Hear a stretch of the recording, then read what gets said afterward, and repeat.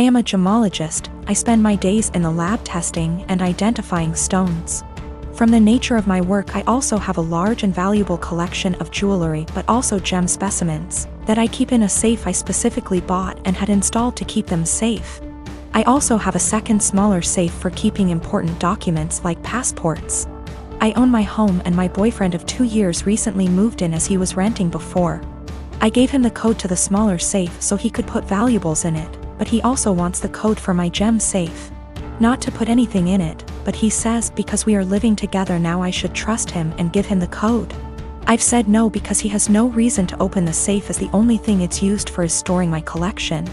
He said he has no interest in my gem collection, doesn't want to look at them, but still wants the code to access them.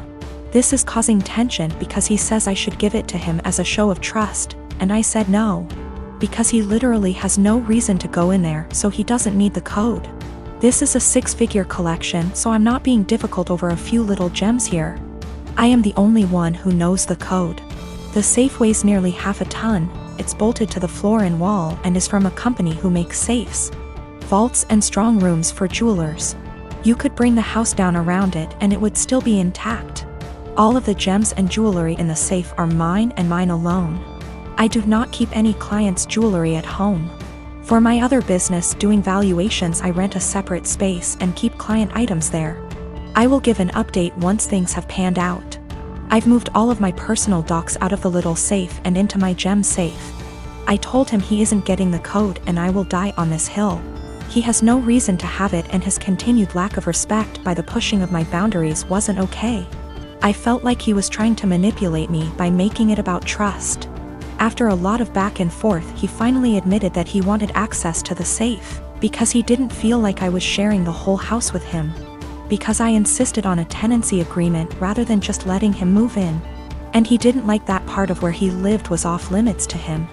He was also insecure and resented that I have more money than him and own a home whilst he doesn't. He had made a few comments about this before, but I didn't realize it was such a big issue for him. He also said that by keeping him out of the safe made him feel like I thought he was lesser than me, and that it made him feel like I was treating him like a child. I told him if that's how he feels, then this is not the right relationship for either of us, and that it was best we break up. He was shocked that I was ending things over this, cried and asked me to reconsider. When I said no, he then got angry. Called me a stuck-up B*TCH, said he was better off without me anyway, and went to his friends. I told him via text he had 30 days before he had to leave, as per the tenancy agreement. So he didn't need to stay at a friend's. He said he would be gone by the end of the week. 2 days later he came back and packed up all of his stuff and left. He's staying with his friend now. I have changed all the locks. I have an alarm and CCTV system that's professionally monitored, and I have changed the verbal password I have to give when you call up as a precaution. I've checked all of my collection and it hasn't been touched. I also am giving my solicitor the code and safe deposit details to be passed to my executor in the event of my death. I feel horrible because despite all of this I love him. I should have a partner who not only respects my boundaries but takes an interest. I'm pretty cut up right now and missing him, but I know I'll be okay. I have great friends and family around me. Also, diamonds are a girl's best friend, and I have a few knocking around to help cheer me up. My ex Rose, and I have a son, Jason. He is 15 years old. We broke up when Jason was 5. Rose has Jason on weekends. Rose married her now husband when Jason was 10. Her husband has 2 children, they are 17 and 16 and live full-time with them. Jason has a few chores when he's with them and easily takes care of them, while his step-siblings don't do theirs and Rose take care of them. This has been the only point of contention between our son and her. He has talked with her and even went to therapy. It was when Jason was 12 when we switched days. We stayed like that for a year and a half, but since things never really got better, we went back to our initial agreement. The situation is still the same, and a year ago Jason came to me complaining about it. I had run out of things to say to him when it comes to this subject, so I threw almost the same pep talk my old man said to me when I was about the same age as him. I told him that I understand that it sucks. While they can't do anything, you can do everything. You can cook, clean, do well in school, drive. Handle your own money, and you even know how to handle the bills, and I'm not counting the things you've learned from your grandparents and your uncle. I can send you to live alone right now like my old man did with me, an inside joke. And I wouldn't worry, because even if you don't know how to do them, you take the time to learn. You are already ahead of many kids your age, even ahead of some adults. Do your part, and as long as she doesn't make you do their chores, let your mother take care of it. Just focus on spending time with her the way you've been doing so far.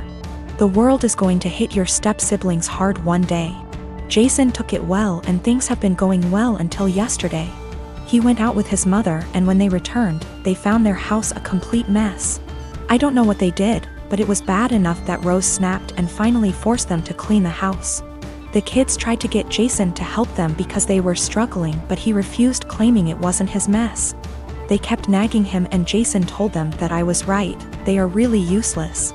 His mother asked him if I really said that. He said I didn't, but it can be summed like that. He called me at night telling me that he probably got me in trouble and explained the situation. Rose with her husband came today about what I said. I told them that I never called them useless and explained what I said. But useless never leave their minds, and told me I'm an asshole and to stay out of their business. Rose and her husband comments were more about her kids, who I don't care, but when it comes to my son, of course I will. Jason wasn't standing there looking smug and calling them useless, he was in his room minding his business. The constant nagging and his mother's inability to stop them make him snap, that's when he called them useless. He knows he should ignore them or be more tactful, but I get it, his patience has limits just like everyone else. He apologized to his step-siblings before he came back to my house yesterday. He also apologized to me for kinda throwing me under the bus, but I told him it was unnecessary, everything cool between us. Why did he keep going to his mother? He wanted.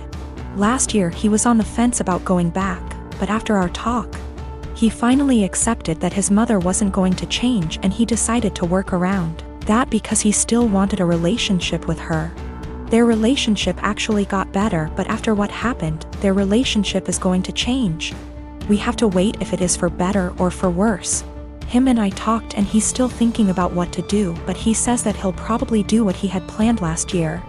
He will spend time with her but will not go to her house anymore. He's taking a few days to let things settle down, and then he'll let his mother know. She is not going to like it, but alas, she's not in a position to demand or ask.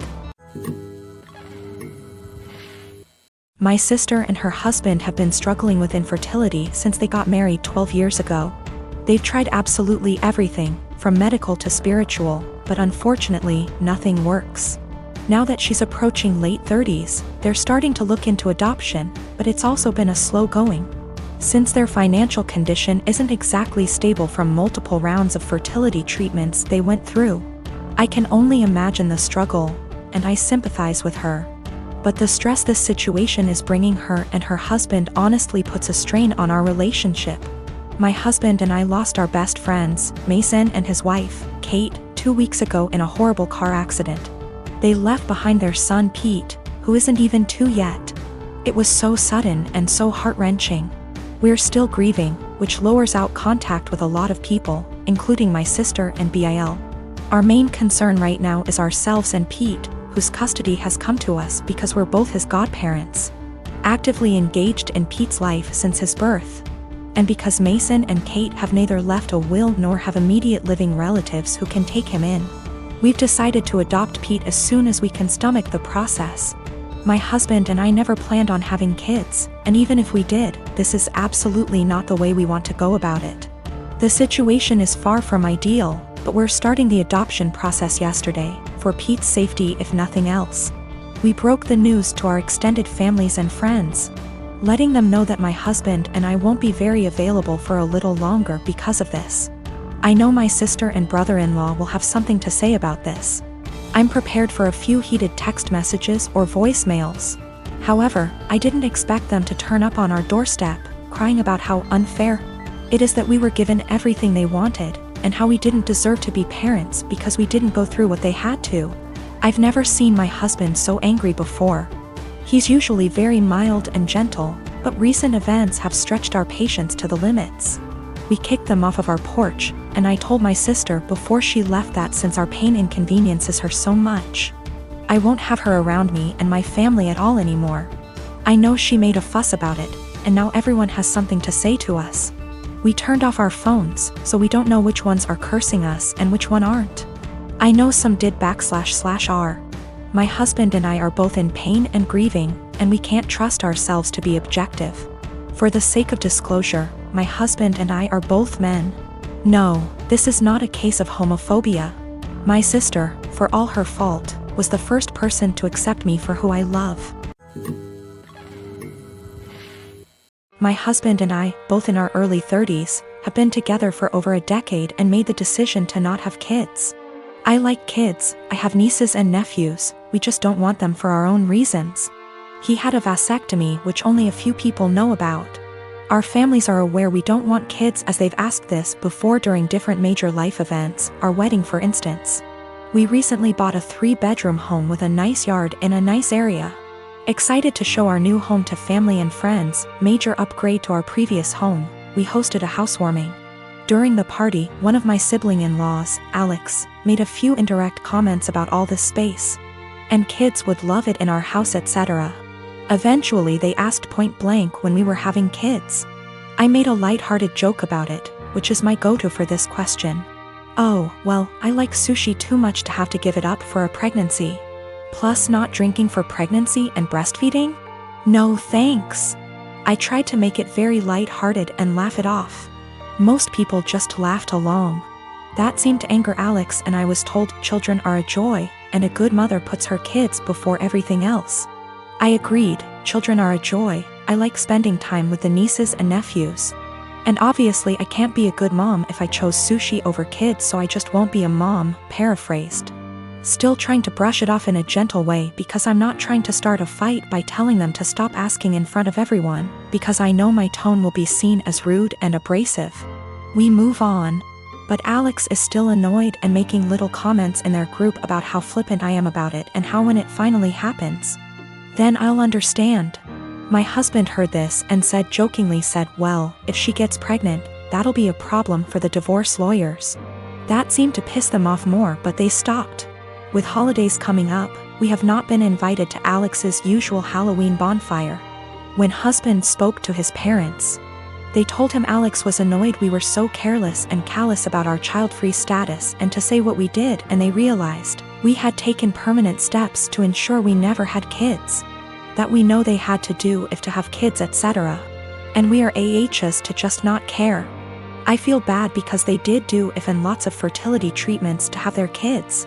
And even then they still had a few miscarriages. I can't imagine wanting kids and struggling to have them and then deal with miscarriages. But at the same time, I'm so tired of justifying living my life how I want. I feel terrible my joke was taken the way it was and that I hurt my IELTS. I truly never meant for that to happen. After the bonfire this weekend, we will be reaching out to have a heart-to-heart, if they'll accept it.